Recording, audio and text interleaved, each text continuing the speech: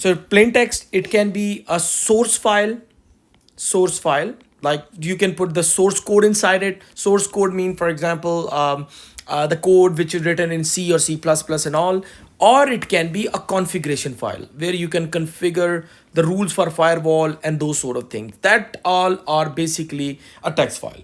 Second type of file is called source file, as we mentioned here. So what is a source file? Source file contains source code. So now the source code is typically written in C, C++, Python, or Java, etc. High level programming language.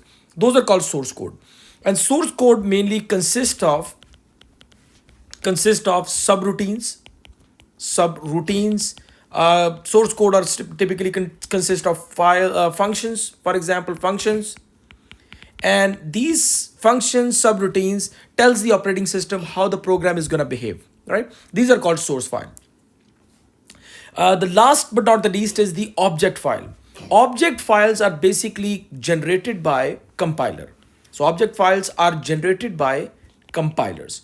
Now you may ask a question, what is compiler? So whenever, for example, you have a source file, so when you compile the source file, and you know the process of the compilation, linking and all that stuff, pre-computation and all. So when you have a source file, when you compile the source file, it becomes the object file, right? It becomes the object file. So compilation process mean you are basically converting a source file which is written in a high level programming language into the machine language, like which machine can understand. Human cannot understand it. So this is what human can understand, and that is what a machine can understand.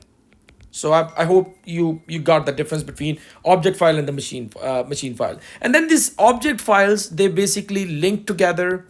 Object files, and later on they link together and create a executable file, which typically we use to run a file on to the system. It create a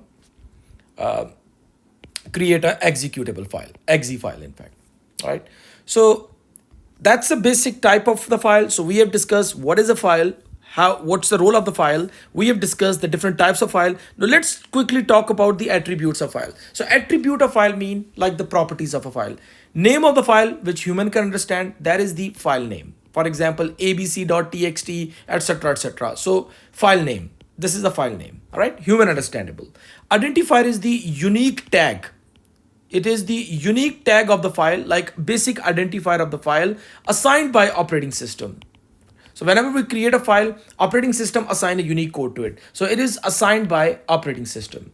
Third is the type of the file, like for example, if it belongs to MP3 category, belongs to TXT category, etc. That is the type of the file. Nature of the file, it will define the structure of the file. Location, like where it is stored, storage location, all these information is provided and put it in the file metadata.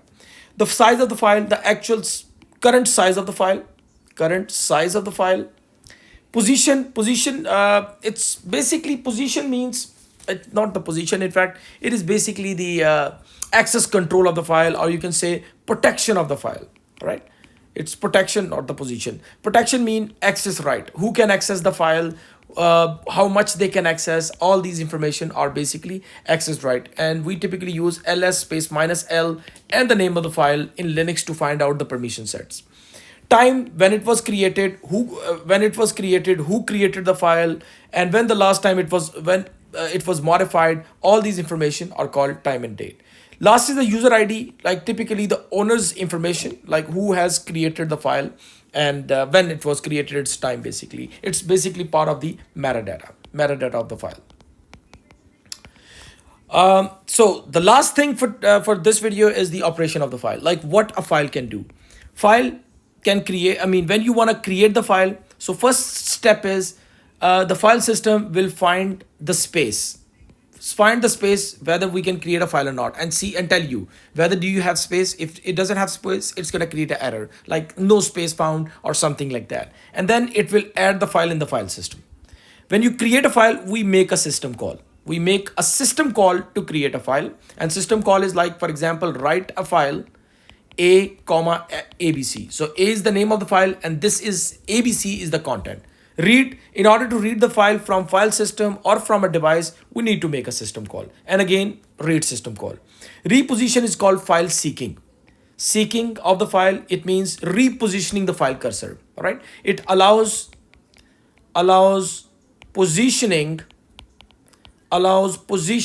the file cursor onto a file cursor onto a specific byte,